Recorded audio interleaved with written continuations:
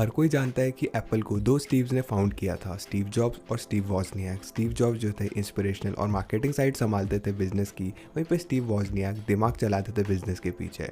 मगर एप्पल के तीसरे को फाउंडर रोनाल्ड वेन का क्या?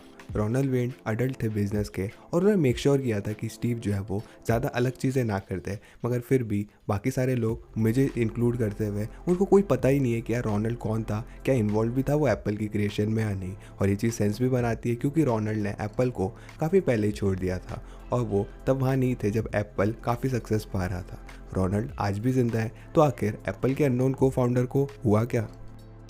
अगर थोड़ा पीछे जाएं तो रोनाल्ड का जन्म 17 मई 1934 को क्लेवरलैंड ओहायो में हुआ था। हमें उनकी अर्ली लाइफ के बारे में तो नहीं पता, मगर ऐसा लगता है कि रोनाल्ड काफ़ी पैशनेट थे इंजीनियरिंग, डिज़ाइन और प्रोडक्ट डेवलपमेंट में। उन्होंने school of industrial arts New York city में ज्वाइन किया था और ग्रेजुएशन के बाद 1953 में रोनाल्ड ने खुद को इलेक्ट्रोमैग्निकल इंजीनियरिंग पढ़ाई थी। उस समय इलेक्ट्रिकल और कंप्यूटर इंजीनियरिंग जो है वो अभी भी अपने अर्ली स्टेजेस पे थी, तो रोनाल्ड ने जब खुद को पढ़ाया था ना उस चीज़ को, तो उन्हें जॉब मिली गई थी इस फील्ड में।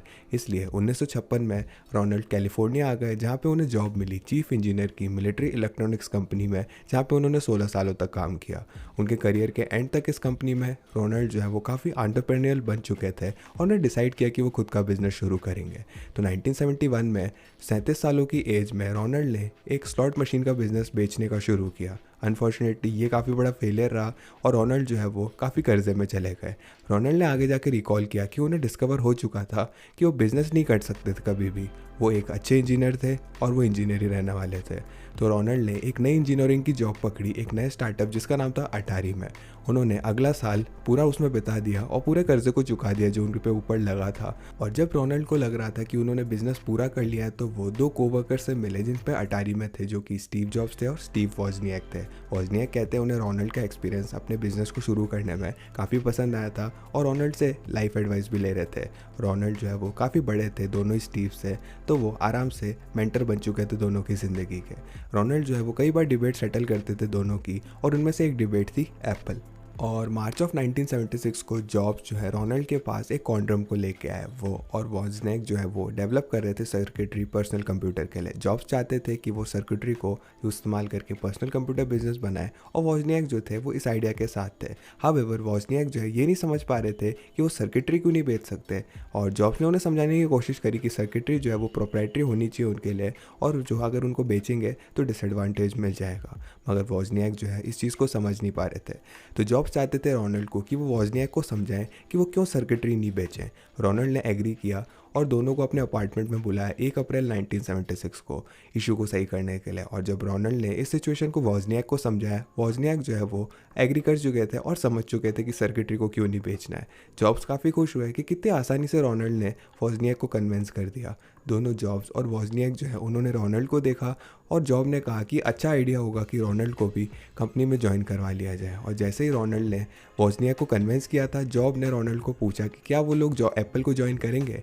रोनाल्ड ने एग्री कर दिया और तीनों ने ऑफिशियली कंपनी की शुरुआत करी। दोनों स्टीव्स के पास 45% स्टेक था और रोनाल्ड के पास 10% स्टेक था। इस तरह से रोनाल्ड जो है वो ब्रेक कर पाए दोनों स्टीव्स के बीच में। और कंपनी के फाउंड करने के बाद रोनाल्ड ने इलस्ट्रेट किया पहले एप्पल लोगों को, उसके बाद एप्पल वन मैनुअल भी लिखी और ड्राफ्ट किया तीनों की पार्टनरशिप के एग्रीमेंट को।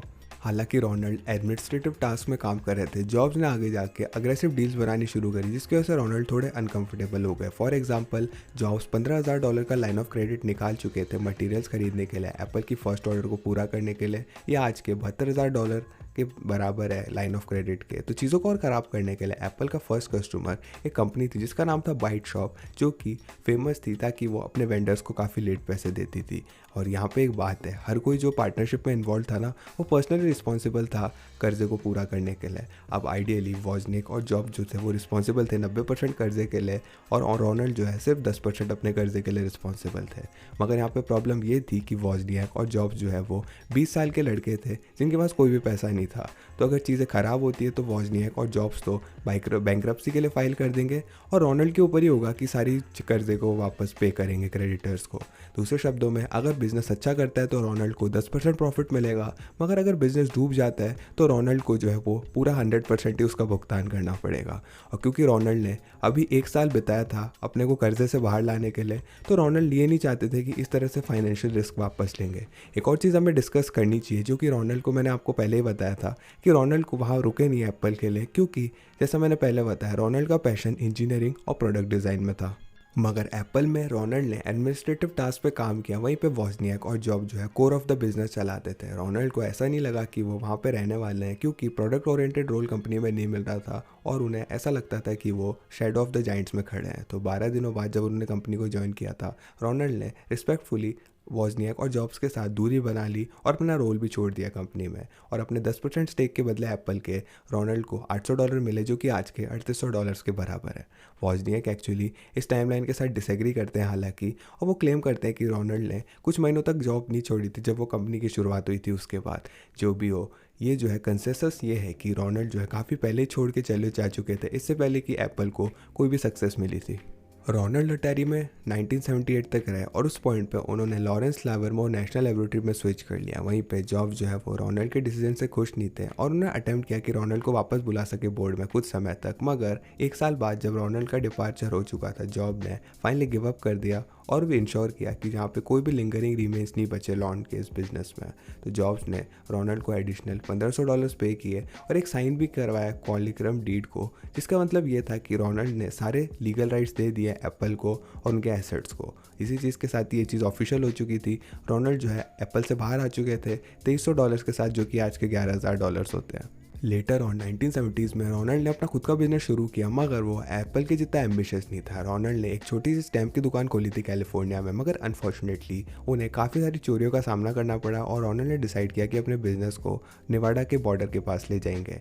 जॉब्स ने रोनाल्ड को अप्रोच किया था एक और बार एक रिक्वेस्ट करने की कि जॉब्स को अपने रोनाल्ड के एक दोस्त के साथ कनेक्ट कर दें। जॉब्स चाहते थे कि वो कंपनी खरीद ले रोनाल्ड के दोस्त की, मगर रोनाल्ड ने रिफ्यूज़ कर दिया कि इस मैसेज को वो वहाँ तक पहुँचाएंगे। रोनाल्ड को लगा था कि उनका दोस्त जो है वो अपनी कंपनी को चलाना चाहिए और कंट्रोल भी रहना चाहिए और एक एक्सक्लूसिव लाइसेंसिंग डील करनी चाहिए उनको एप्पल के साथ, बजाय कि एप्पल को बिक जाए। रोनाल्ड ने बाद में इस डिसीजन को रिग्रेट किया था, ये कहते हुए कि उनका डिसीजन नहीं था ये बनाने के लिए, और ये आखिरी बार था जब स्टीव जॉब्स ने रोनाल्ड को कांटेक्ट किया था बिजनेस के लिए। एनीवेज, रोनाल्ड जो है कुछ रिमांड्स लाए थे अपने साथ नेवाडा में जब वो एप्पल में थे उससे। रोनाल्ड जो है वो सिमिलर लोगो यूज़ कर रहे थे अपने स्टैम्प शॉप वेन्स फिलेटिक्स में, और रोनाल्ड जो है उनके पास ओरिजिनल एप्पल की पार्टनरशिप का कॉन्ट्रैक्ट पेपर भी था, जो कि उन्होंने अर्ली 1990s में $500 में बेच दिया।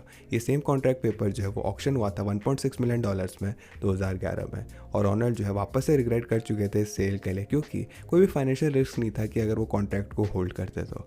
मगर ये $1 बिलियन क्वेश्चन लेके आता है, क्या रोनाल्ड ने रिग्रेट किया कि वो एप्पल को लीव कर चुके थे, और क्या वो दुखी थे कि वो अपना स्टेक उन्होंने गिव अप कर दिया? वेल, इसका जवाब है नहीं। आई एम श्योर रोनाल्ड जो है विश तो करते हैं कि वो वहाँ रहते हैं, मगर वो रिग्रेट नहीं करते अपने डिसीजन का जो उन्होंने छोड़ा था। रोनाल्ड कहते हैं कि उन्होंने बेस्ट डिसीजन बनाया था उस समय, जितनी भी इन्फॉर्मेशन उनके पास थी। मोर एवर, उन्होंने एप्पल को इसलिए नहीं छोड़ा था कि उन्हें लगा था कि कंपनी फेल हो जाएगी। इनफैक्ट उन्हें लगा था कि कंपनी सक्सीड करेगी, मगर उन्हें पता था कि रोड टू सक्सेस जो है एक्सट्रीमली बम्पी होने वाली थी, और वो चीज़ सही भी थी। और सिंपली ये चीज़ थी कि वो एक्सपीरियंस अप्स एंड डाउन्स नहीं करना चाहते थे इस जर्नी में। रोनाल्ड डिस्क्राइब करते हैं कि जॉब्स और वॉजनियाक को लीड करना ऐसा ही था कि एक टाइगर को अपनी पूंछ से पकड़ा जाए, और वो क्योंकि बूढ़े होते जा रहे थे उसके साथ कीप अप नहीं कर पा रहे थे। रोनाल्ड क्लेम करते हैं कि जो स्ट्रेस था एप्पल में रहने का, इसकी वजह से वो सबसे अमीर इंसान हो जाते दुनिया में जिन्हें गाड़ दिया गया था। इसी वजह से ऐसा नहीं था कि रोनाल्ड जो है वो एप्पल के साथ ही थे जब उन्होंने छोड़ दिया था। इनफैक्ट ऐसा है कि वो काफ़ी खुश थे एप्पल की सक्सेस के लिए, और क्योंकि इतनी मैच्योर अप्रोच लगाई थी उन्होंने मिस आउट करने की सबसे बड़ी अपॉर्चुनिटी हिस्ट्री में। इसमें कोई भी शक नहीं कि क्यों स्टीव चाहते थे कि रोनाल्ड उनके साथ रहें।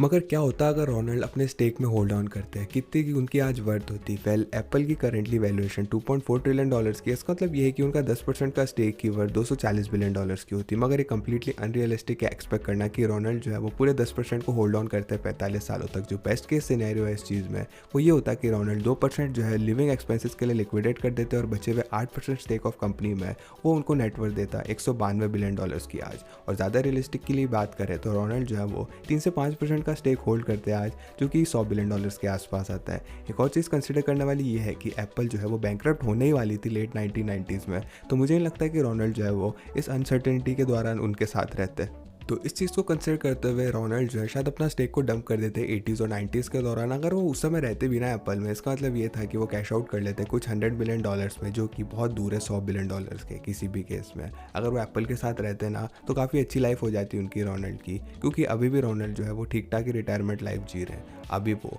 एक मोबाइल होम पार्क में रहते हैं नेवाडा में, और वो कुछ पैसा कमा लेते हैं साइड सेलिंग करके स्टैम्प्स को और रेयर कॉइन्स को, और वो काफ़ी पेनी स्लॉट भी खेलते हैं वेगस में। ये काफ़ी स्टार्क कॉन्ट्रास्ट है कि अगर उनकी लाइफ कैसी होती है अगर वो एप्पल में होते तो।